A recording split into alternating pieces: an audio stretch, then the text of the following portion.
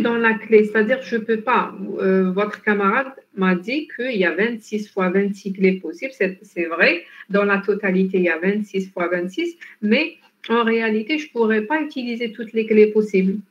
Donc, comment je vais savoir? Donc, tout d'abord, il ne faut pas dire je divise par 1. D'accord? Donc, ici, la fonction de déchiffrement, on ne va pas dire c'est x égale à y moins b sur a. Parce que si je divise par a, ça veut dire que je vais avoir des cas où ce n'est pas des entiers. Alors que d'accord? L'exemple, comme l'exemple 1. Donc, qu'est-ce que je vais faire? Je ne vais pas dire sur a, mais fois l'inverse de a. Et l'inverse de a, si c'était un ensemble de réels, l'inverse de a, c'est 1 sur a. D'accord? Dans l'ensemble des réels. Mais dans l'ensemble des entiers, l'inverse de A c'est pas 1 sur A. C'est pas 1 sur A dans tous les cas. Donc, l'inverse de A, donc je vais écrire ici. Donc, l'inverse de A, comment je vais retrouver l'inverse de A, on va voir après. D'accord? Donc, maintenant, essayez de comprendre seulement que A fois son inverse.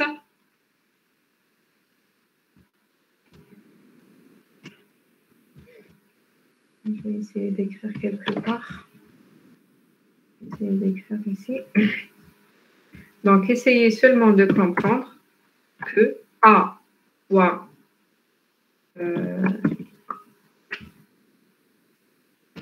A moins 1. D'accord. Donc, A fois 1 moins 1 égale à 1. Bon, modulo n, par exemple. Modulo n égale à 1.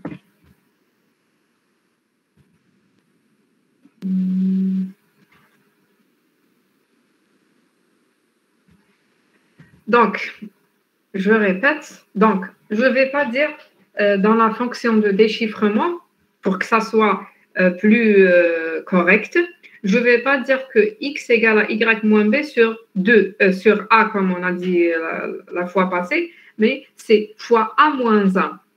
Et dans ce cas-là, lorsque je vais dire fois a moins 1, c'est a moins 1, c'est quoi? C'est l'inverse de a. Donc, a moins 1, c'est l'inverse de a. Et il n'existe pas dans tous les cas.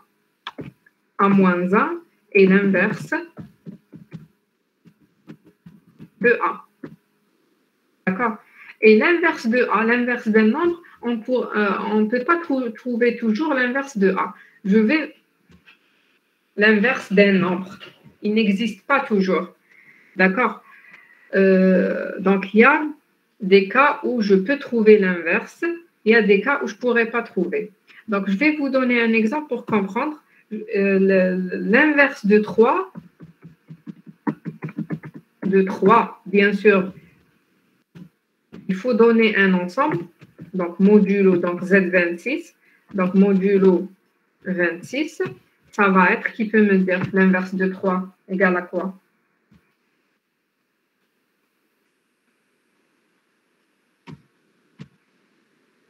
Qui peut me dire l'inverse de 3? C'est-à-dire quoi l'inverse de 3? C'est-à-dire c'est quoi le nombre? Donc 3, je vais mettre 3 ici. C'est quoi le nombre dont je multiplie 3 et ça va me donner, modulo n, ça va me donner 1. Donc dans modulo 26, donc son inverse c'est 9.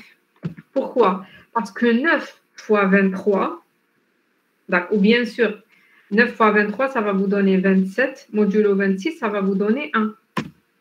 Donc quart, donc 3 fois 9. 3 fois 9, donc égal à 1, mode 26. Oui, 26. D'accord? 3 fois 9. Donc, qu'est-ce que je peux dire ici? Je peux dire que 9, c'est l'inverse de 3, et 3, c'est l'inverse de 9. D'accord? Donc, un autre exemple. C'est quoi l'inverse de 2? Qui peut me dire c'est quoi l'inverse de 2 modulo 26? Donc, juste une autre remarque. Donc, si je prends un autre exemple, par exemple 30, et je vous dis, c'est quoi l'inverse de 3? C'est pas 9. D'accord? Donc ici, l'inverse de 3, c'est 9 dans Z26, modulo 26. D'accord? Donc si je prends modulo 30, donc 3 fois 9 modulo 30, ça va pas vous donner 1. C'est-à-dire que 9 n'est pas l'inverse de 3 dans un autre ensemble. Donc, si je vous dis, donnez-moi l'inverse de 2 modulo 26.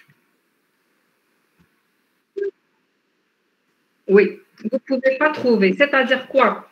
C'est-à-dire ici, l'inverse de 2 modulo 20... attendez.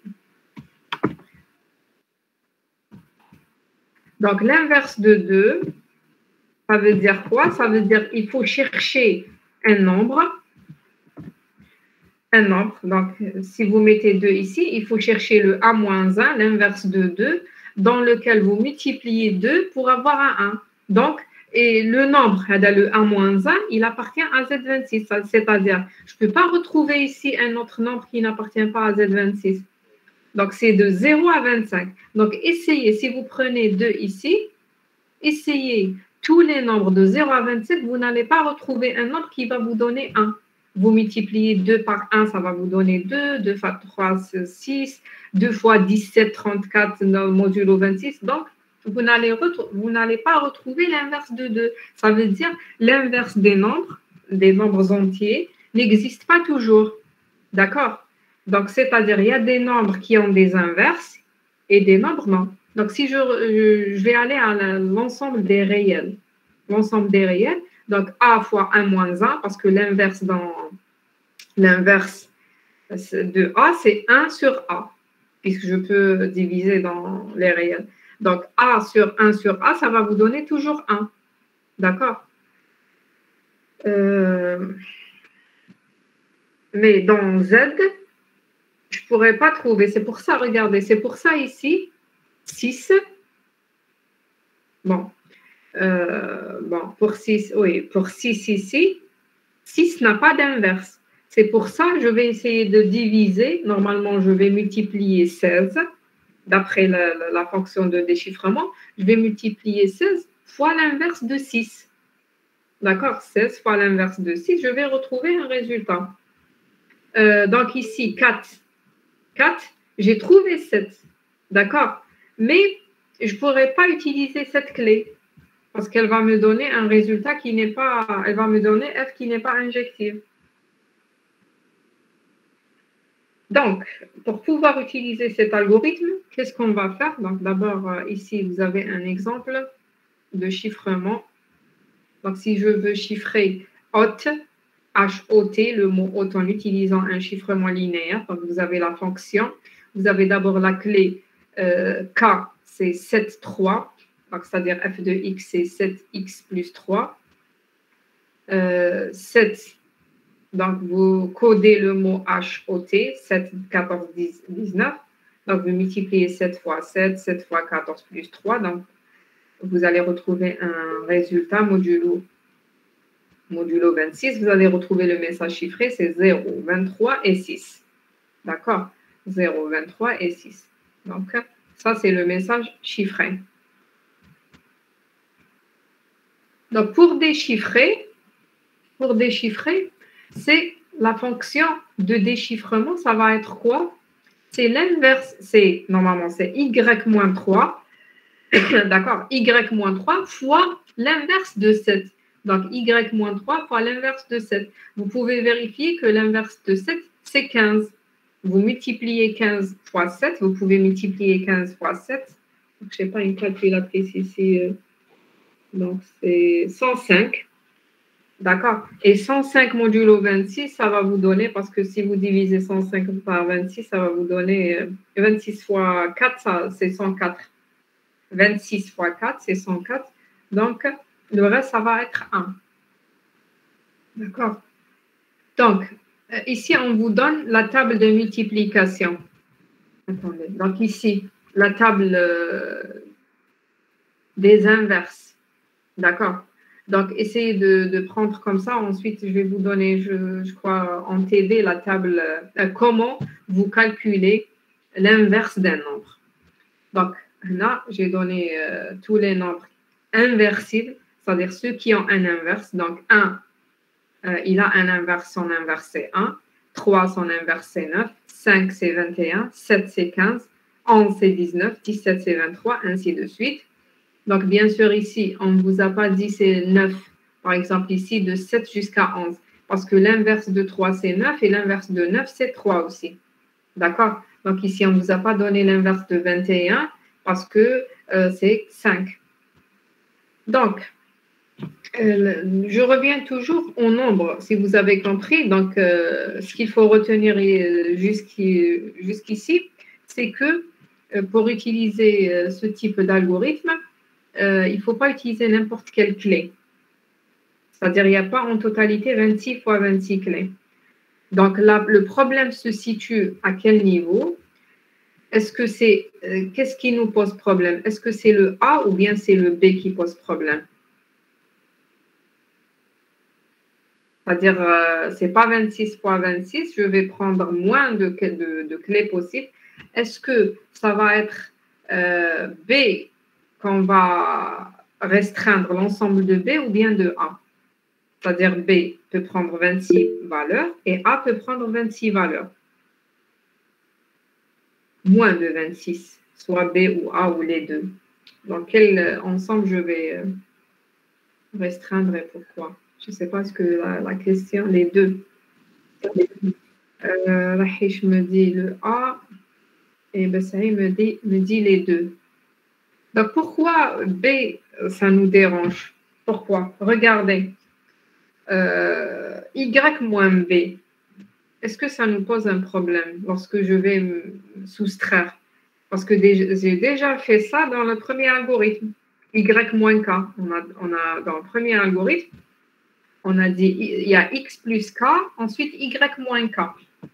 Toujours, ça me donne un entier lorsque je fais la somme ou bien je fais la soustraction. Surtout que je vais réduire modulo 26.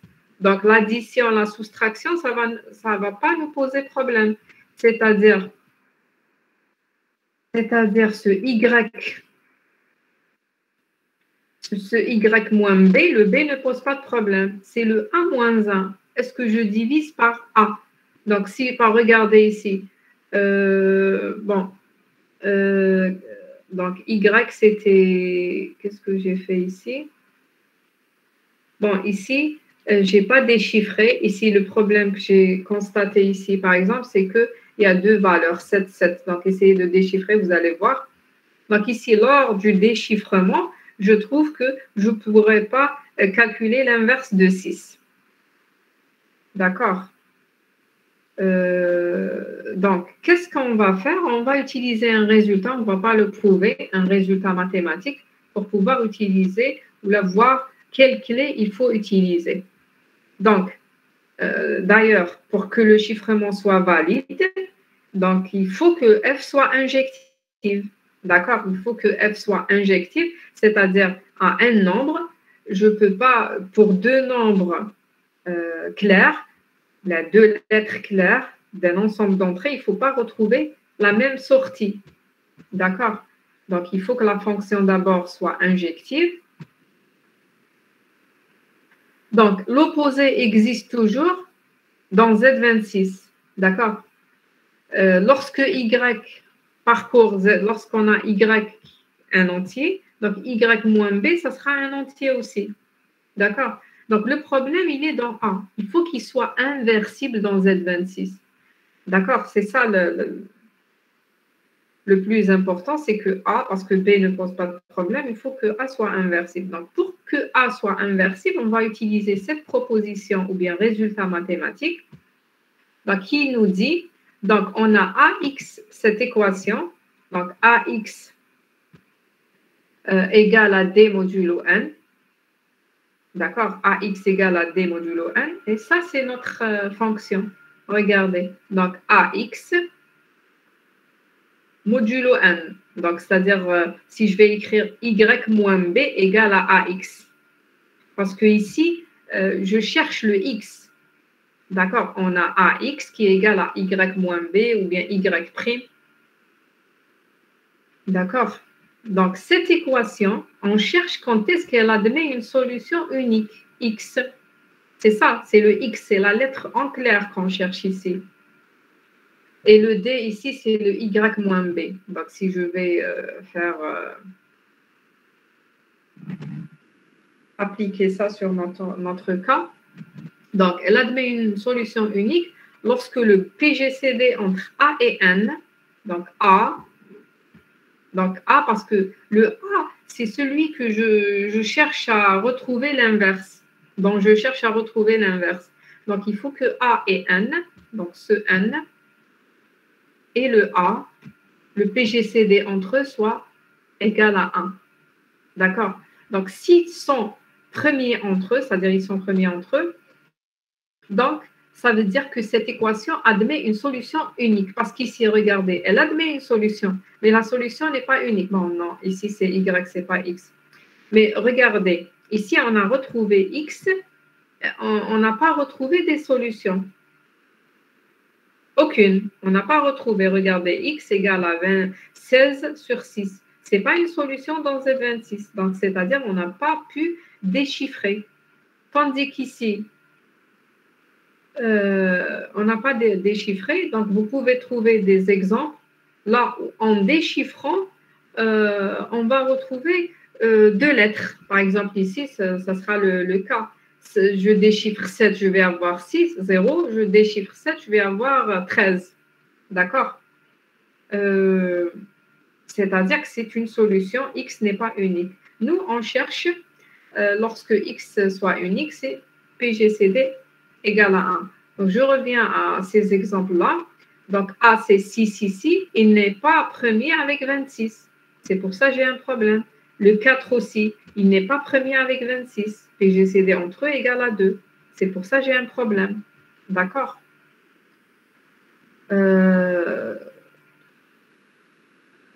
Donc, ici, c'est en général PGCD entre A et N. Donc, ici, c'est dans notre cas, PGCD entre A et 26. Donc, PGCD entre A et 26 égale à 1. Qu'est-ce qu'il va me donner? Cette équation va admettre une seule solution unique X et aussi A va être, donc, ce qui implique que A est inversible. D'accord? C'est-à-dire, il y a combien de clés possibles? Qui peut me dire il y a combien de clés possibles? Si je vous dis que A doit être premier avec 26, par exemple, dans notre cas.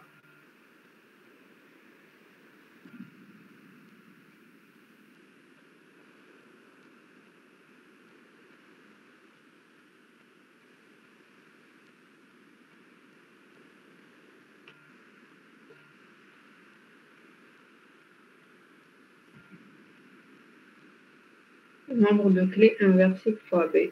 Très bien, c'est exactement ça. Fois B, non, pas exactement, mais fois 26. Voilà. Donc, fois B, parce que B, imaginez que ça va être 7. D'accord? Fois si vous voulez dire, le nombre de possibilités de B. Donc, au début, votre camarade de Saïd nous a dit que c'était 26 fois 26. D'accord? Ensuite, on a trouvé que A ne peut pas prendre les 26 cas possibles parce qu'il faut que A soit inversible. Mais B peut prendre n'importe quelle valeur. Ça veut dire B peut prendre les 26 valeurs de 0 à 25 et A, il faut qu'il soit premier avec 26. Donc, on va chercher les nombres qui sont premiers avec 26. Donc, il y a une méthode qui va vous donner. D'accord? Donc, les nombres qui sont premiers avec 26, donc c'est 1, 3, 5, 7, 9, 11. Donc, c'est tous les nombres impairs. Il ne faut pas enlever le 13 parce qu'il n'est pas premier avec 26. Donc, l'essentiel, A peut prendre ces valeurs-là. Et B peut être quelconque. Il y a combien de valeurs ici? Il y a 12 valeurs. Donc, le nombre de clés possibles, donc c'est 12. C'est le nombre de possibilités que peut prendre A. Et 26, c'est les possibilités que peut prendre B. C'est-à-dire, au total, il y a 312 clés possibles. Donc, 12 fois 26.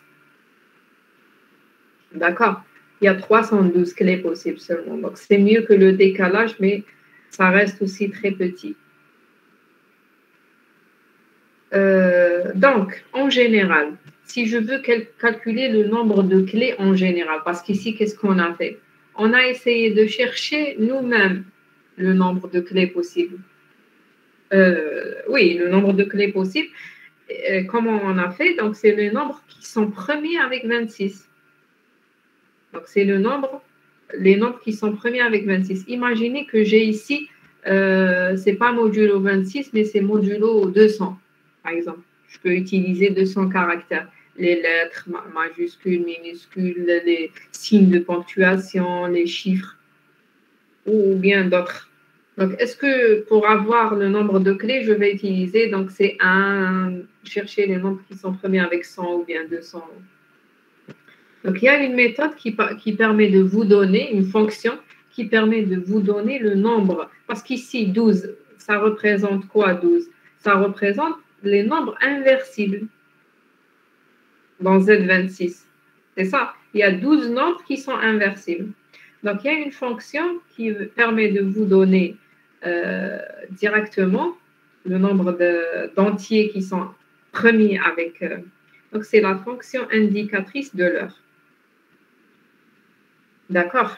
Donc, la fonction indicatrice de l'heure, elle donne le nombre d'entiers de Zm. Dans notre cas, on a utilisé m égale à 26, qui sont premiers avec m, avec 26. D'accord. Donc, elle est égale à quoi, la fonction indicatrice de l'heure? Elle nous donne quoi? La cardinalité, c'est-à-dire le nombre de clés, ça sera n fois phi de n. D'accord? Phi de n, c'est la fonction indicatrice de l'heure. La cardinalité, c'est ce qu'on a retrouvé tout à l'heure. On a retrouvé 3 fois 312. 12 fois 26, c'est 312. Donc, 12. Donc, ça, c'est 26. Et ça va nous donner 12. On va calculer, ça va nous donner 12, qui représente quoi? Le nombre d'entiers inversibles, c'est-à-dire inversibles ou qui sont premiers avec n. Donc, n. Donc, si je prends n égale à... Donc, j'ai mon n, par exemple, dans notre cas 26, on a n. Donc, ça sera le produit de P de I, E de I. C'est-à-dire, je décompose n en facteur premier. Je vais calculer phi de n. Donc, phi de n, c'est le P de I. Donc, P de I, normalement, un indice ici, P de I et E de I. Deux entiers. D'accord, par exemple, ici, je vais aller à l'exemple. Donc, n égale à 26, je vais décomposer le 26 en facteur premier. Donc, ça va être 2 fois 13. D'accord? 2 fois 13. Donc, 2, c'est P de I et 13, c'est E de I. Donc, phi de n, ça va être quoi? Ça va être... c'est quoi ça? Donc, ça va être le premier indice moins le même indice, c'est-à-dire 2, moins 2 à la puissance moins 1. Donc, d'accord. Donc, ici, c'est... bon, c'est pas comme ça que je dois écrire. Donc, c'est à la puissance E de I, ça. C'est une puissance.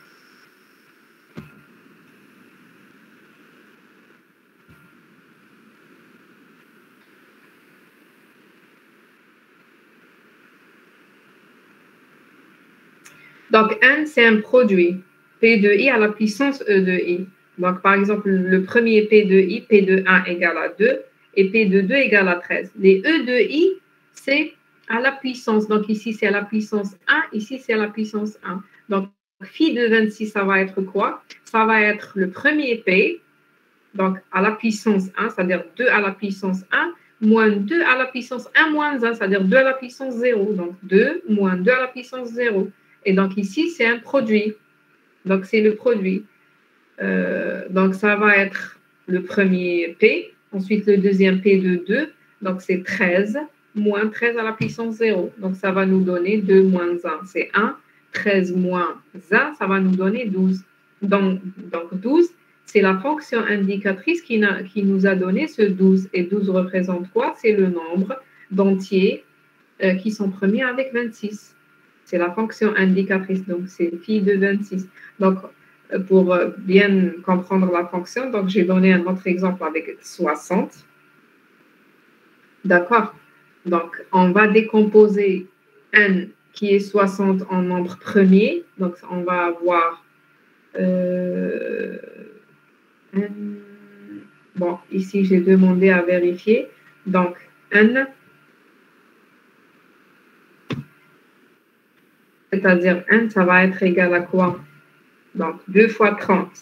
Donc, c'est 2 fois 30, c'est-à-dire 15 fois 2. Donc, c'est-à-dire 2 à la puissance 2.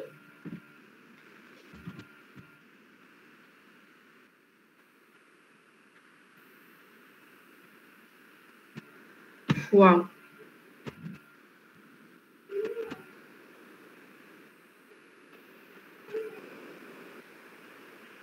donc c'est 4 fois 15 et 15 c'est 3 fois 5. 3 fois 5.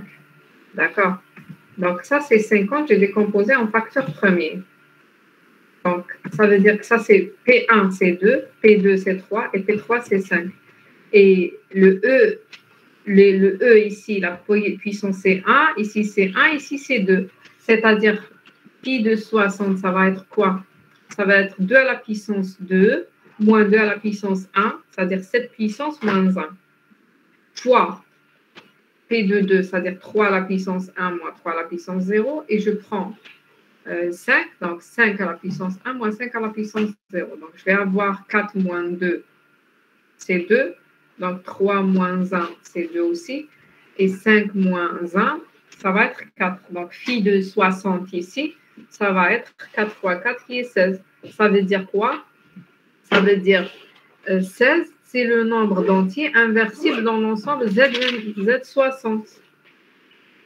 C'est-à-dire le nombre de clés, si je prends l'ensemble Z60, le nombre de clés, ça va être quoi? Ça va être 60, ça va être le n, fois phi de n. Donc 60 fois 16, ça va être 960 clés possibles.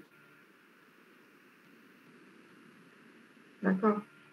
J'ai déjà écrit ça. Ici. Est-ce que c'est clair ici pour la fonction indicatrice de l'heure? On va l'utiliser par la suite aussi. Donc, on l'utilise dans cet algorithme pour compter le nombre de clés. Sinon, on va l'utiliser dans la cryptographie asymétrique aussi.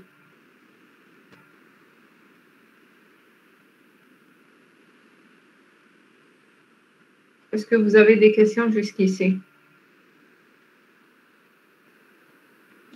Madame, je n'ai pas compris comment vous avez trouvé 16, la fonction phi de 1. Qu'est-ce que vous n'avez pas compris? La fonction indicatrice de l'heure. Oui. Donc, j'ai donné deux exemples. Donc, la première chose, donc la fonction indicatrice de l'heure, c'est phi de 1. D'accord? C'est phi de 1. Ce n'est pas n fois phi de 1. Donc, pour compter le nombre de clés, c'est n fois phi de 1. D'accord? Regardez ici, cardinalité de K. C'est-à-dire ici, ce qu'on a compté comme donc, si on a A fois B, A fois B, c'est le nombre de clés possibles. Si on a la clé, c'est A et B, c'est-à-dire combien de... Donc, j'ai la clé A et B. Donc, A peut prendre quelle valeur et B peut prendre quelle valeur. Donc, en général, le B peut prendre n valeurs et le A peut prendre le nombre inversible, le nombre de A qui sont inversibles. C'est pour ça, ici, c'est n fois phi de n, parce que phi de n va nous donner le nombre d'entiers qui sont premiers. Donc, si vous n'avez pas compris phi de n, c'est juste une application. Il faut appliquer. Donc, ça, c'est l'application de phi de n. Donc, si vous avez n qui est égal au produit de P de I à la puissance E de I, ça veut dire quoi cette écriture? C'est le produit du facteur premier. Donc, 26, décomposez votre n en facteur premier. 26, c'est 2 fois 13. Vous ne pouvez pas décomposer plus. 60, ça sera 2 à la puissance 2 fois 3 fois 5. Décomposer en facteur premier. Vous savez, tout le monde sait faire ça. Donc, lorsque vous allez décomposer, vous allez avoir phi de 1, c'est une application. Donc, comment vous allez appliquer? Donc, c'est P de I, c'est le produit normalement ici. C'est le produit.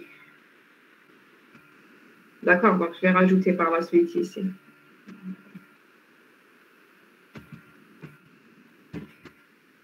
C'est un produit ici.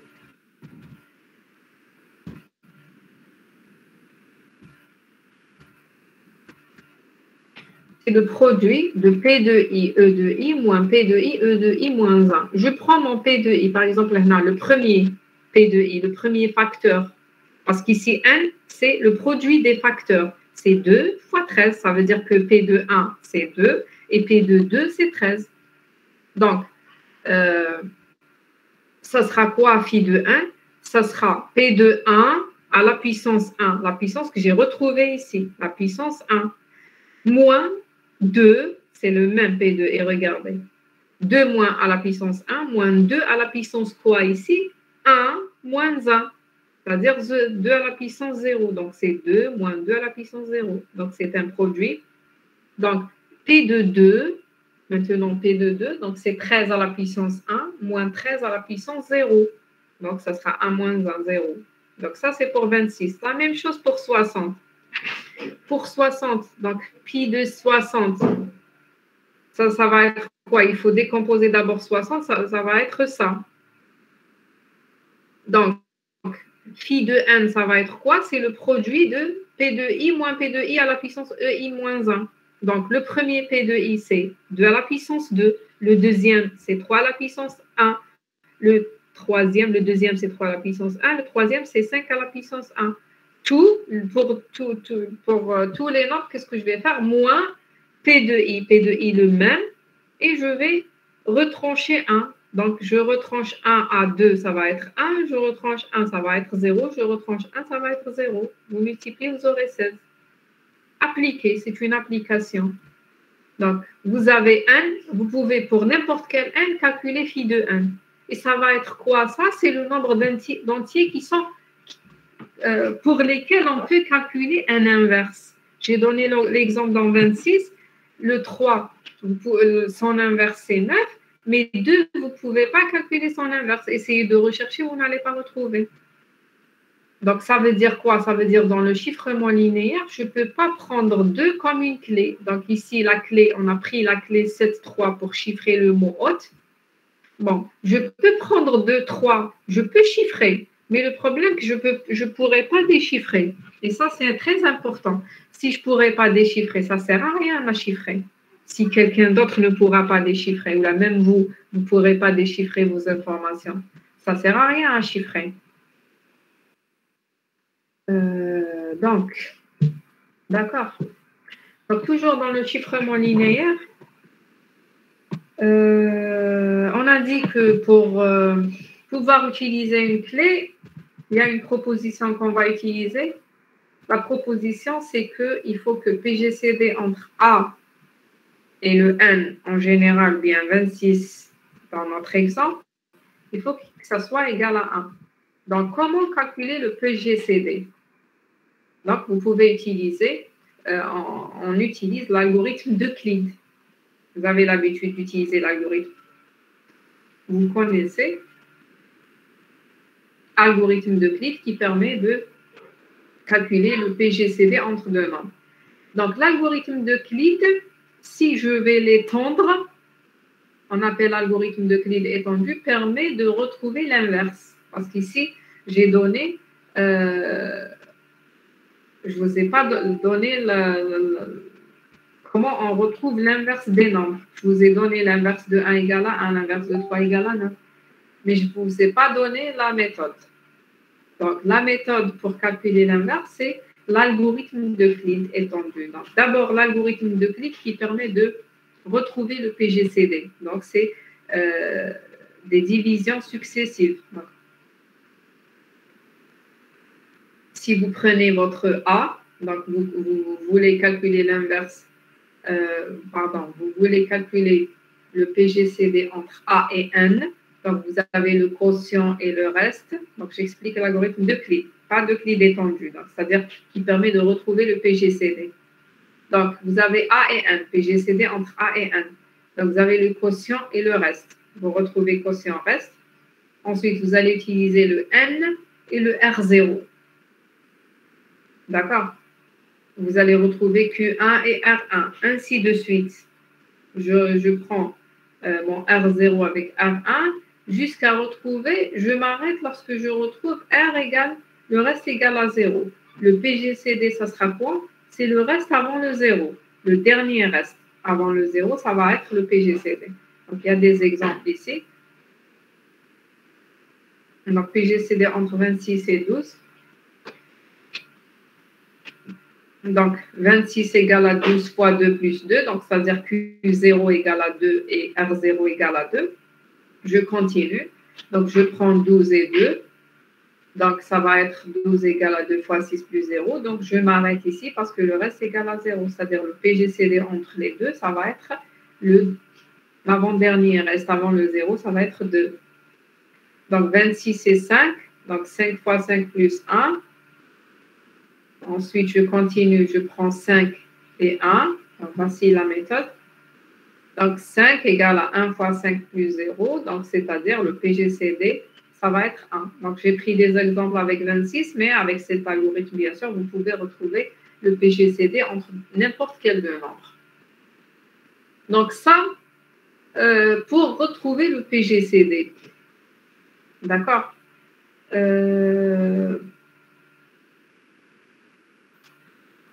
Donc, ça, c'est... Qu'est-ce que j'ai mis ici? On peut factoriser en nombre premier, mais la méthode est peu efficace. Bon. Je vais revenir sur cette remarque. Je ne sais pas pourquoi je l'ai mis ici. L'algorithme d'Euclide se termine lorsque le dernier reste est nul. D'accord? PGCD est le dernier reste qui n'est pas nul. Donc, cet algorithme-là, c'est-à-dire l'algorithme d'Euclide, il va déterminer si un élément est inversible. Parce qu'ici, par exemple, il va nous dire que 5 est inversible. Pourquoi? Parce qu'il est PGCD égale à 1. Il est premier avec 26. Le 12 n'est pas inversible. Pourquoi? Il n'est pas premier avec 26. C'est-à-dire que l'algorithme d'Euclide, oui, ne donne pas l'inverse, d'accord? Mais il détermine si un élément est inversible. Donc, comment on va retrouver l'inverse? En utilisant cette équation-là. A fois A moins 1 égale à 1 modulo 26. D'accord?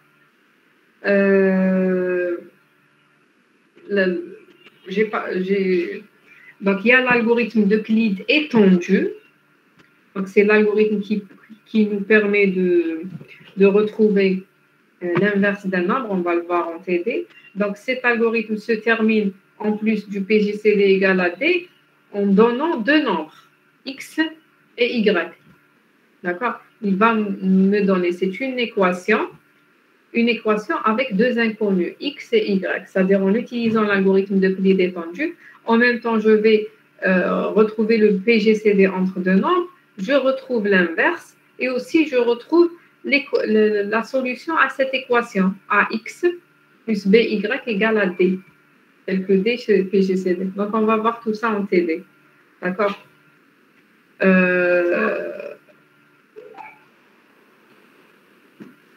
Donc, ici, en utilisant l'algorithme d'Euclide étendu, si le D, c'est-à-dire le PGCD, est supérieur à 1, l'inverse n'existe pas. D'accord? L'inverse n'existe pas. Et si c'est égal à 1, l'inverse, ça va être A moins 1. Donc, on va faire... je vais vous donner l'algorithme et on va faire une application.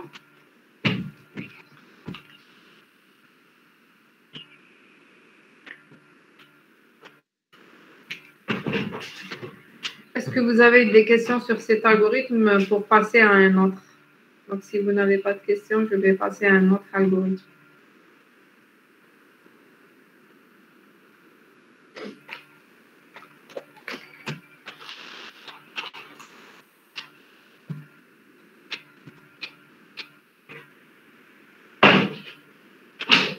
Est-ce que vous avez des questions?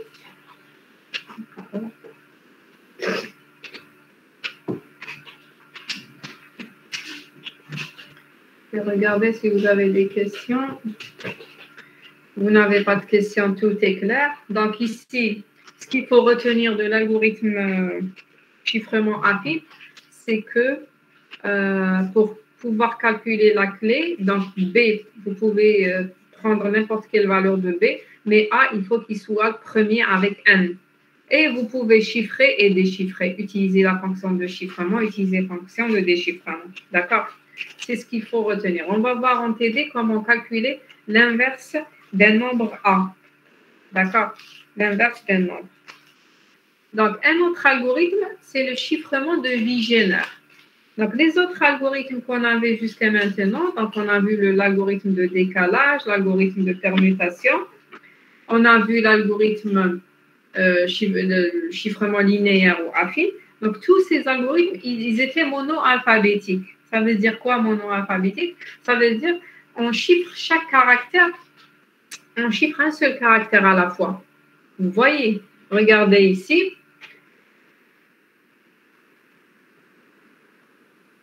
F de x égale à ax plus b. Je chiffre un à la fois. Par exemple, hôte. Regardez ici. Si je veux chiffrer le mot hôte, j'ai H, O, T. Donc, je code chaque lettre à part et je chiffre chaque. Donc, je prends H, je code avec 7. D'accord? Je trouve 0. Donc, pour O, 14, je trouve. Donc, je chiffre chaque lettre à part. Tandis que pour... Donc, et ça sera la même chose pour la permutation. Pour la permutation, je chiffre A, ça va me donner X. Je chiffre B, par exemple, ça va me donner N. La même chose pour le décalage aussi. Donc, pour le chiffrement bigénaire, donc c'est un chiffrement polyalphabétique, c'est-à-dire je chiffre un bloc de lettres, un bloc. Donc, dans les systèmes poly, donc c'est un système polyalphabétique. D'accord? Comment se fait le chiffrement dans Wigner? Parce que je vais vous donner trois algorithmes qui sont polyalphabétiques. Donc, il y a Wigner, il y a le chiffrement de Hill. Donc, il y a trois algorithmes. Ou bien chiffrement polyalphabétique, c'est-à-dire là où on chiffre un bloc. Donc, qu'est-ce qu'on va faire ici? Donc, pour chiffrer, qu'est-ce qu'on va faire? On va décomposer notre message en blocs. La taille de bloc dépend. Donc, et la clé aussi, ça dépend d'un algorithme à un autre. Donc, ici, dans Wigner, c'est quoi la fonction de chiffrement? C'est faire la somme entre notre message et la clé. D'accord? C'est quoi la clé dans le chiffrement de Wigner? C'est la taille, c'est un mot donné. D'accord? C'est un mot, on appelle aussi le mot-clé. Donc, qu'est-ce qu'on va faire pour chiffrer? On va convertir le bloc, c'est-à-dire coder le bloc, comme on avait l'habitude de faire. Par exemple, hôte. Ici, on a codé hôte. H, c'est 7, O, c'est 14, ainsi de suite. Ensuite, je code. Ensuite, je vais faire la somme avec la clé. La clé, c'est un mot donné, par exemple, je ne sais pas, PC. Donc, la taille du bloc dans le chiffrement Wigner, ça va être la taille du mot-clé. Si je prends le mot PC, ça veut dire c'est le mot, la clé utilisée pour chiffrer et déchiffrer, le bloc, ça va être de 2. Si je prends sécurité, le mot sécurité, ça va être 7 ou 8. Le bloc, 7, 8. Donc, sécurité, 1, 2, 3, 4, 5, 6, 7, 8.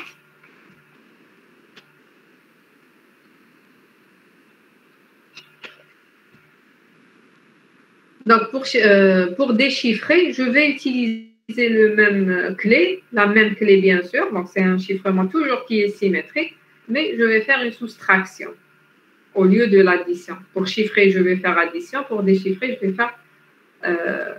D'accord. Donc, je vais directement passer à l'exemple. Donc, je prends le mot-clé USTHB. Donc, ici, M égale à 5, c'est-à-dire la taille du bloc. D'accord? La taille du bloc, M égale à 5. Pourquoi c'est égal à 5? Parce que la clé que je vais utiliser, c'est USTHB ici. C'est égal à 5. Je vais chiffrer, par exemple, la phrase « Il pleuvra demain ». Donc, je ne vais pas prendre en considération les espaces. Pourquoi je ne vais pas prendre en considération les espaces? Parce que je vais travailler dans l'ensemble Z26. Donc, c'est-à-dire que je n'ai pas pris en considération l'espace. Pour le prendre en considération, donc il ne faut pas travailler en Z26. Donc, il faut le prendre en considération. Par exemple, c'est le...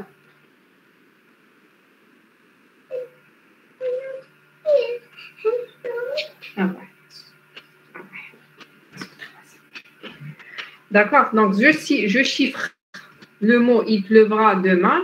Qu'est-ce que je vais faire? Je vais coder chaque lettre. Donc, j'ai déjà donné la table de codage. Donc, A, c'est 0, B, c'est 1, ainsi de suite. Regardez. Donc, A, c'est 0. Le A, c'est toujours 0. E, c'est 4. Donc, ça, c'est le codage de notre phrase. Donc, je n'ai pas pris en considération, je répète, les blancs, les espaces. Donc, I, c'est 8, L, c'est 11. Ensuite, le mot ISTHB, je le code aussi. Donc, U, c'est 20. S, c'est 18. T, c'est 19. Donc, U, S, T, H, B. Donc, regardez. Donc, c'est des blocs de 5. Je chiffre tout le bloc. Je vais faire la somme de ça avec ça. Ça va être la dernière ligne. Regardez. Donc, 8 plus 20, ça va dire 28. Donc, modulo 26, ça va me donner 2. 11 plus 18, c'est 29. Modulo 26, ça donne 3, ainsi de suite. D'accord? Donc, 3 plus 1, par exemple, ici, ça va nous donner 4. Donc, ça, c'est le mot chiffré en utilisant Visionnaire. Il est très facile.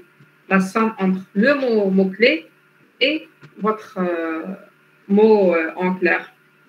D'accord? Donc, le texte chiffré, ça va être C, D, I. Donc, 2, c'est la lettre C. 3, c'est la lettre T. Donc, pour déchiffrer, ça va être, vous prenez le mot chiffré, d'accord? Vous le codez, ça va être ça. Vous codez. Donc, celui qui reçoit le mot hada, il va le coder. Donc, c'est 2, 3, 8. Il va retrancher la clé. Donc, pour pouvoir déchiffrer, il faut avoir la clé, n'est-ce pas? Donc, pour avoir le mot en clair, il faut retrancher la clé. Donc, sinon, il ne pourra pas le déchiffrer. Donc, la clé, c'est la même. Donc, 20, 18, 19, 7. D'accord? Donc, regardez ici, ça sera 8, 11. Donc, 2 moins 20, ça va être moins 18. Il faut réduire modulo 26 parce que moins 18 n'appartient pas à Z26. Donc, il faut rajouter 26. Donc, si c'est négatif, on va rajouter. Donc, 8.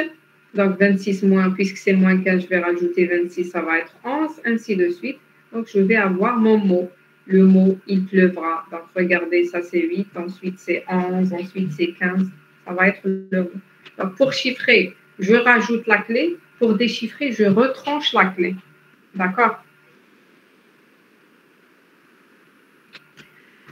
Donc, ça, c'est le chiffrement de Visionnaire. Donc, combien de clés possibles il y a dans ce chiffrement? Donc, ça, c'est ma première question, si vous n'avez pas de questions.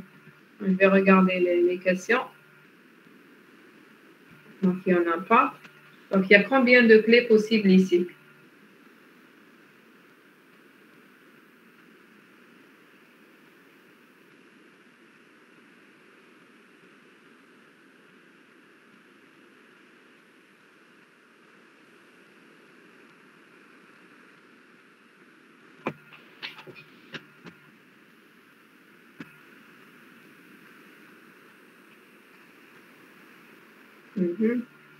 M fois 26. Comment vous avez trouvé ça, Bessaï? M fois 26.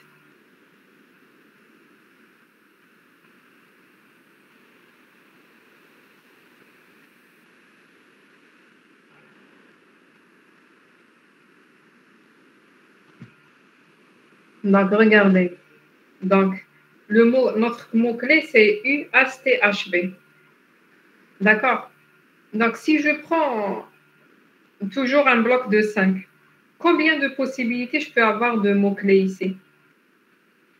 Donc, par exemple, ici, j'ai trouvé USTHB. Quelqu'un d'autre pourra utiliser UTHSB, c'est-à-dire quelqu'un d'autre pourra trouver TUUSB. N'est-ce pas? Donc, c'est-à-dire, il y a combien de clés possibles? C'est 1 fois 26. Ça va être normalement plus. Si je vais vous dire, non, c'est pas 26. Ah oui, j'ai pas vu ce que vous avez écrit. Très bien, c'est ça, Dahmani. C'est 26 à la puissance 5, dans ce cas-là, d'accord? 26 à la puissance 5, c'est-à-dire, si je prends, parce que ça, c'est notre clé. Si je prends le bloc 5, des blocs 5, donc c'est-à-dire, pour celui-là, je vais prendre 26 cas possibles, 26 cas possibles, 26, 26, 26. C'est 26 à la puissance 5. Donc, ça veut dire, en général, ça va être 26 à la puissance m, tel que m, c'est la taille du bloc. Donc, si ma taille du bloc égale à 4, c'est-à-dire 26 à la puissance 4. Si mon bloc, il est de taille 8, c'est-à-dire 26 à la puissance 8. Bien sûr, 26, si j'ai... non, la taille du bloc, c'est 26. La taille de l'ensemble utilisé des caractères, c'est 26. D'accord? Donc, le nombre de mots-clés de longueur m dans le chiffrement visionnaire, il est de 26 à la puissance m, le nombre de mots-clés. D'accord? Même pour m petit, la recherche exhaustive demande du temps. D'accord? Même si je prends, regardez, si je prends m égale à 5 seulement, la taille de l'espace de clés, elle est de 11 881 clés possibles. Donc, si je prends seulement m égale à 5, et si je prends seulement l'ensemble des lettres, 26, si je prends 30, peut-être 30, c'est-à-dire je vais considérer peut-être, bon, si je considère les chiffres, c'est-à-dire 26 plus 10 chiffres, ça va être 36. À la puissance 5, regardez comment ça, la taille, l'espace de clés va augmenter. Mais quand même, avec l'apparition des PC, l'utilisation des ordinateurs, on peut retrouver en quelques secondes la clé, d'accord? Même si c'est la taille de clé, l'espace de clé à augmenter ici, c'est pas suffisant, d'accord? Est-ce que c'est clair jusqu'ici? Donc, si c'est clair, je vais passer à un autre algorithme, le suivant. Donc, chiffrement de il. Chiffrement de il, c'est aussi un chiffrement par bloc. D'accord? Chiffrement par bloc, c'est quoi la fonction de chiffrement? Ça va être y égale à x fois k. D'accord? Donc ici, dans le visionnaire, c'est la somme. Donc ici, c'est une multiplication. Quoi encore? Donc ici, y, c'est un bloc de mots chiffrés. Ici, x, c'est un bloc de mots clairs. K ici, c'est quoi? C'est une matrice. D'accord? C'est une matrice carrée. Est-ce que c'est carré ici? Est-ce que ça doit être une matrice carrée? Normalement, oui. Donc, K, c'est la clé de chiffrement. Pour déchiffrer, ça va être quoi? Donc, ça va être x égale à quoi? C'est y fois k moins 1. Donc, c'est k moins 1, ça va être quoi? Ça va être la matrice inverse de la matrice k. C'est-à-dire quoi? C'est-à-dire k fois k moins 1, il faut qu'elle nous donne la matrice identité. La matrice identité, c'est quoi? Par exemple, si j'ai un bloc de 2 seulement, donc ça va être 1, 0, 0, 1. Donc ça, c'est la matrice identité. Si K, elle est d'ordre 2. Si elle est d'ordre 3, ça va être 100. Diagonale 1. Voilà, la diagonale, il y a des 1. Donc c'est la matrice identité, vous connaissez. Donc K fois K moins 1. Donc ici, je reviens toujours au problème. Est-ce que K-1, la matrice K-1 existe toujours? est-ce que K-1 existe toujours? Donc, vous avez fait en analyse, comme vous l'avez fait en analyse, K-1, elle existe. Mais elle existe dans l'ensemble R. Donc ici, je travaille dans l'ensemble des entiers. Elle va exister seulement si le déterminant de K et N sont premiers entre eux. On va voir pourquoi en TD. Vous allez me dire en TD pourquoi il y a cette condition. Donc maintenant, je vous dis seulement que je ne pourrais pas toujours utiliser n'importe quelle clé K, c'est-à-dire n'importe K, c'est une matrice. Je ne peux pas utiliser n'importe quelle matrice. J'utilise donc, sauf si son inverse existe, bien sûr, pour pouvoir faire le déchiffrement. Quand est-ce que l'inverse existe? Ou quand est-ce que K est inversible? Donc, elle est inversible si N et le déterminant de K sont premiers entre eux. Voici un exemple. Donc, si je prends M égale à 2, M c'est quoi? C'est la taille de bloc. D'accord? La fonction, donc la taille de bloc égale à M, c'est-à-dire le bloc que je vais chiffrer, c'est X1, X2. Le résultat que je vais avoir, c'est Y1, Y2. D'accord? Donc, la matrice de chiffrement, on va prendre, c'est une clé aléatoire, d'accord? Qu'on va choisir, l'émetteur et le récepteur vont choisir. Donc, K, ça va être ça, donc 11, 3, 8, 7. Je vous ai donné ici K-1, donc on va voir en TD aussi comment calculer la matrice inverse. Donc, vous savez la formule, donc K fois K-1 égale à 1. Même ici, on a vérifié que, regardez, ça c'est K, ça c'est K-1. Donc, on a vérifié ici que K fois K-1 égale à la matrice identité, c'est-à-dire ça, c'est l'inverse de la matrice K. D'accord? Donc, comment retrouver Y1? Donc, c'est des combinaisons linéaires. Donc, c'est vous multipliez la ligne avec la colonne. Donc, x1 fois 11 plus x2 fois 3. Vous allez retrouver y1. Pour retrouver y2 égale à quoi? Donc, c'est toujours x1 fois 8 plus x2 fois 7. C'est quoi x1 et x2? C'est le message en clair. Un bloc du message en clair. Un bloc du message en clair. D'accord. Pour déchiffrer, c'est l'inverse. Donc, pour déchiffrer, c'est x1, x2 qui est égal à y1, y2 fois la matrice inverse. C'est-à-dire, vous allez prendre y1, y2, vous multipliez par k fois k-1, vous allez retrouver x1, x2, ainsi de suite, des blocs de 2 ou de 3. Donc, regardez cet exemple.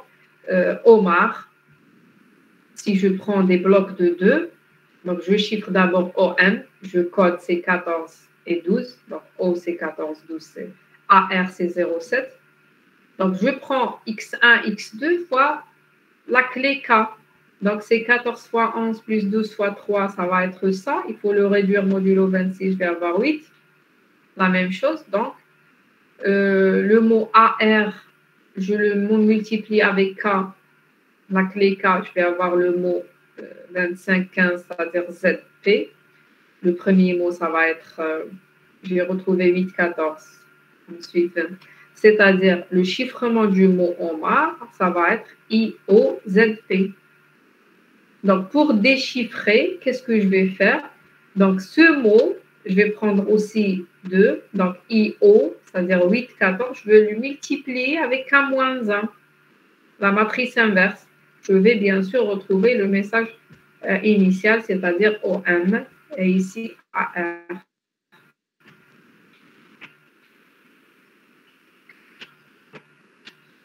D'accord? Donc, est-ce que vous avez des questions pour vous expliquer le dernier algorithme? Toujours chiffrement polyalphabétique. Est-ce que vous avez des questions? Non. Il n'y a plus de questions. Oui. Amani, vous avez une question?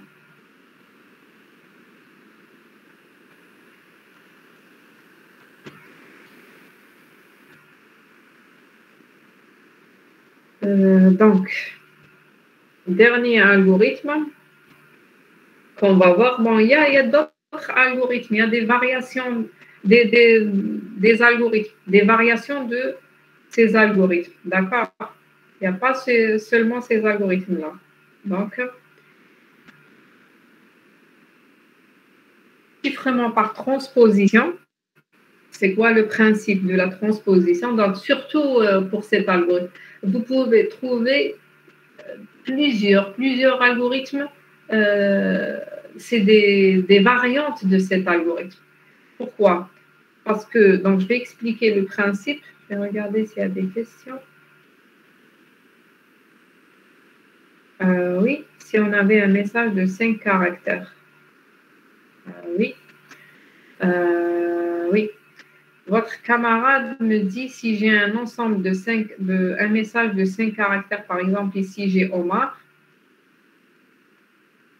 Très bien, c'est une bonne question. Donc, Omar. Donc, ici, Omar, c'est 4. C'est-à-dire, je vais prendre OM et AR. D'accord? Imaginez que j'ai seulement OM, AR, I seulement, un I. C'est-à-dire, je chiffre OM, je chiffre AR, il me reste I. Donc, qu'est-ce que je vais faire? D'habitude, lorsque toujours si j'ai lorsque donc, dans les algorithmes modernes, qu'est-ce on fait dans ce cas-là? Dans les algorithmes modernes, on fait un bourrage, c'est-à-dire je complète mon message avec des caractères spéciaux et par la suite, à la fin, lorsque je déchiffre, lorsque je déchiffre, je vais retrouver un caractère spécial. Donc, je vais le retrancher. Ou bien, dans certains cas, je vais compter le nombre de caractères spéciaux et je vais le mettre comme un bit. Là, un bit où je vais l'envoyer avec le message, disant qu'il y a 3 caractères spéciaux. Il faut les enlever par la suite. Regardez. Par exemple, ici, O, M, A, R et I. Je vais le compléter. Donc, ici, je n'ai pas le choix. Je ne pourrais pas utiliser un caractère spécial, par exemple, dollar ou autre chose. D'accord. Je vais utiliser A, par exemple, comme caractère pour que je complète. Pourquoi je ne peux pas utiliser un autre caractère? Parce que je peux utiliser seulement des nombres de 0 à 26.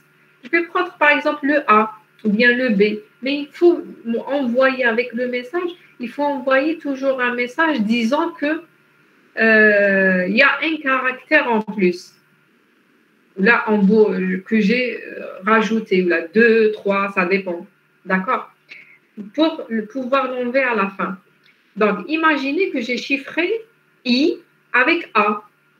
D'accord? Je vais avoir un message.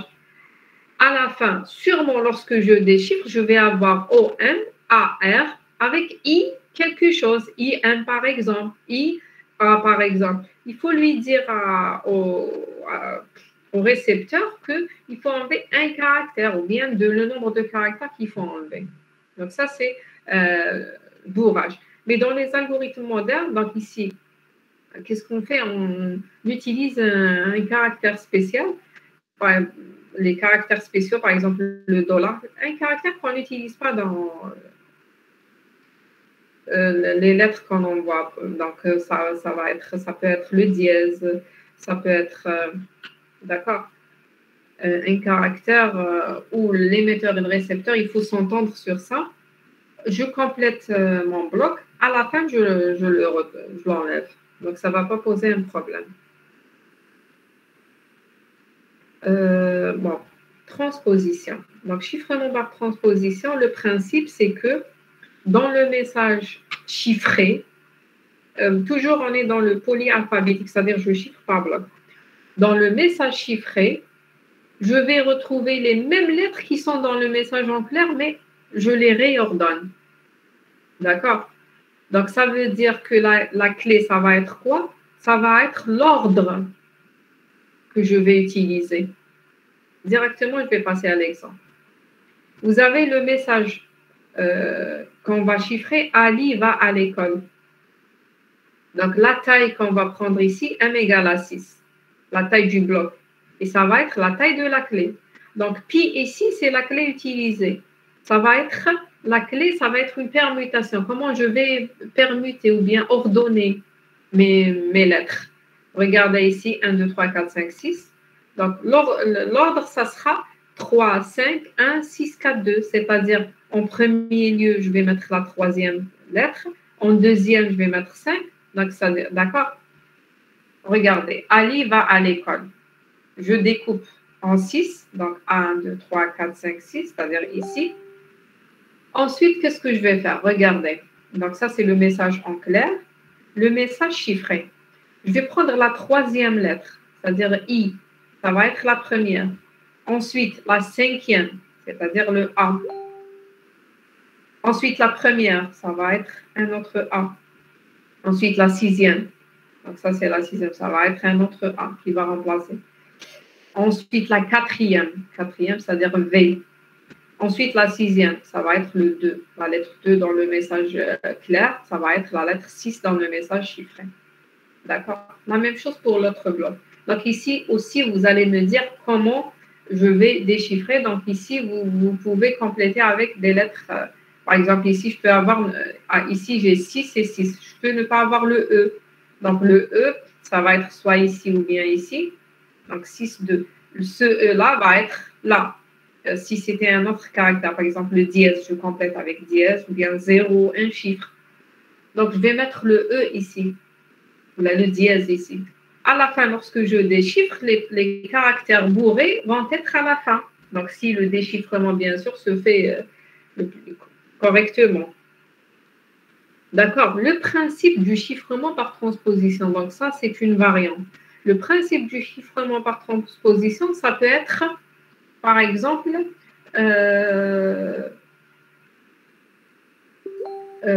bon, on va voir un exemple en TD. Je peux écrire le message en matrice. Je vais réorganiser les lignes en colonnes, les colonnes en ligne, ou bien, d'accord, prendre la première, la troisième ligne, ensuite la deuxième. Donc, il y a plusieurs variantes de cet algorithme. Le principe qui les regroupe, c'est que, regardez ici dans le message chiffré, il n'y a que les lettres qui sont dans le message en clair. Par exemple, ici, regardez, il n'y a que A, L, V, il n'y a pas Z ici. Jamais je retrouve Z ici. Il n'y a pas M. Je ne pourrais pas retrouver M. Pourquoi? Parce que c'est réordonner les lettres qui existent. D'accord? Donc ça, c'est le chiffrement par transposition. Donc, est-ce que vous avez des questions jusqu'ici?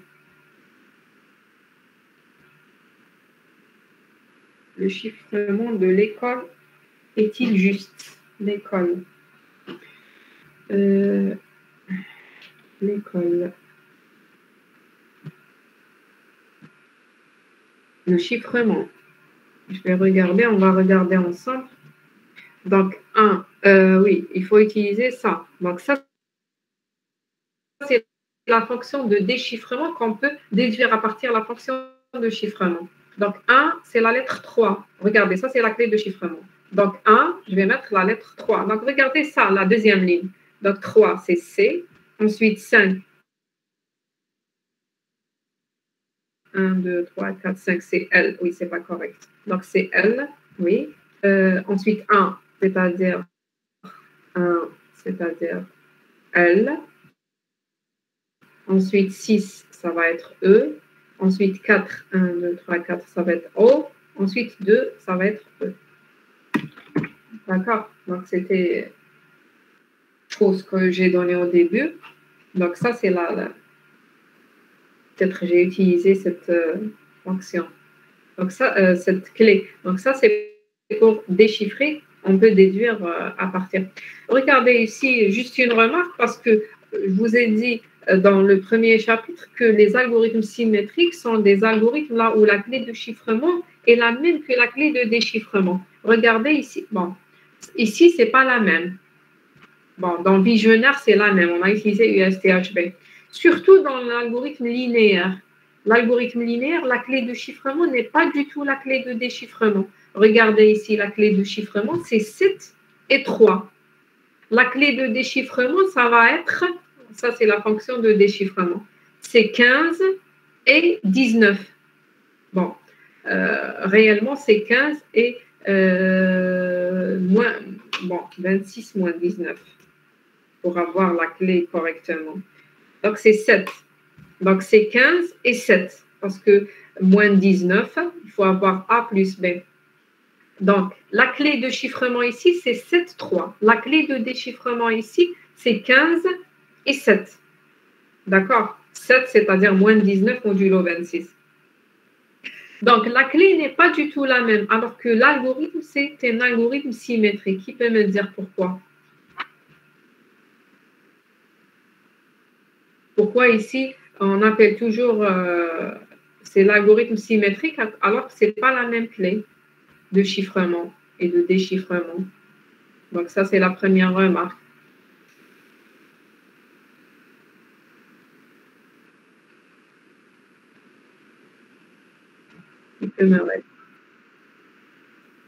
La question, c'est que la clé de chiffrement dans le linéaire, par exemple, elle n'est pas la même que la clé de déchiffrement. Regardez la clé de chiffrement. Ici, c'est 7, 3.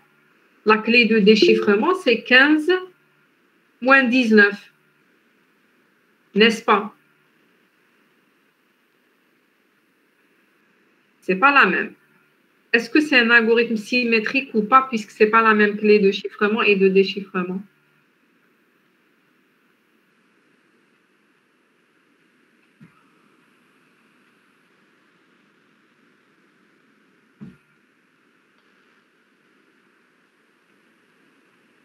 L'Ahmani me dit qu'on peut déduire, oui.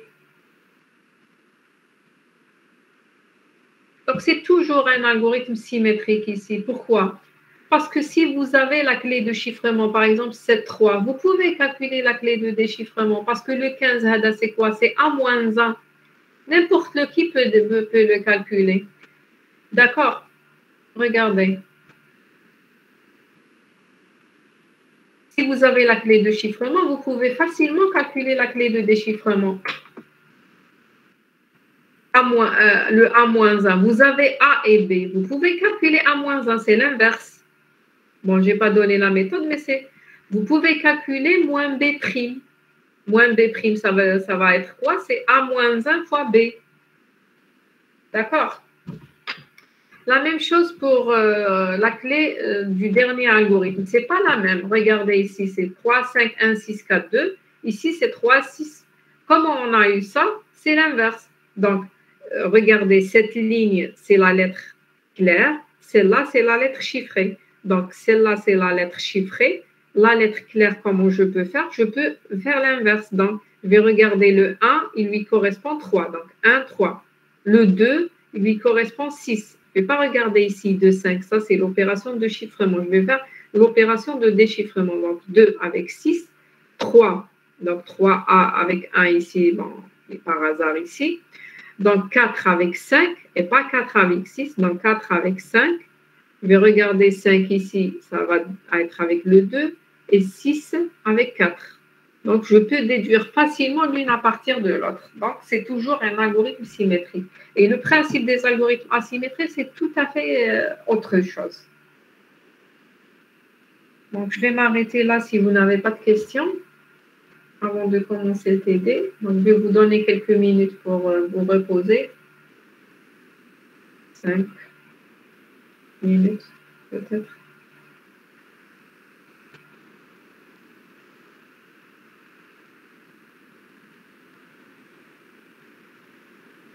Vous n'avez pas de questions?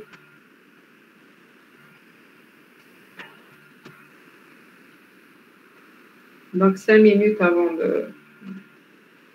de faire le TD.